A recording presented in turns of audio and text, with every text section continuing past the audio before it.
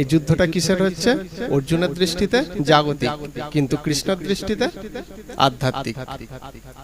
অর্জুন চাইছে কি, অর্জুন ভাবছে কি, কৃষ্ণ যুদ্ধ করাতে বলছেন হস্তিনাপুর রাজ্যকে আমাদেরকে দেওয়ার জন্য, তাই অর্জুনের দৃষ্টিতে জড়জাগতিক। আর কৃষ্ণ কি চাইছেন?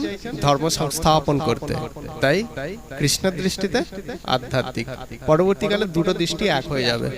যখন বুঝতে পারবে কৃষ্ণকে যে কৃষ্ণ কেন এটা করাতে চাইছেন, তখন কৃষ্ণ বলবেন আমি আর তোমাকে বলবো না, এবার তুমি নিজের বুদ্ধি দ্বারা বিচার করো, যদি মনে হয় যুদ্ধ করব তবে করো, আর যদি মনে করো যুদ্ধ করব না তো তুমি আমাকে ছুটি দাও।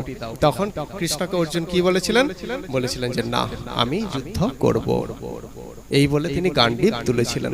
হ্যাঁ, অর্থাৎ দুইজনের দৃষ্টিভঙ্গি এক হয়ে গিয়েছিল। তারা বুঝতে পেরে গিয়েছিল যে, অর্জুন বিশেষত বুঝতে পেরে গিয়েছিলেন যে আমাকে শুধু হস্তিনাপুর রাজ্য দেওয়ার জন্য নয়, পৃথিবীর কল্যাণের জন্য এই যুদ্ধ করাতে চাইছেন।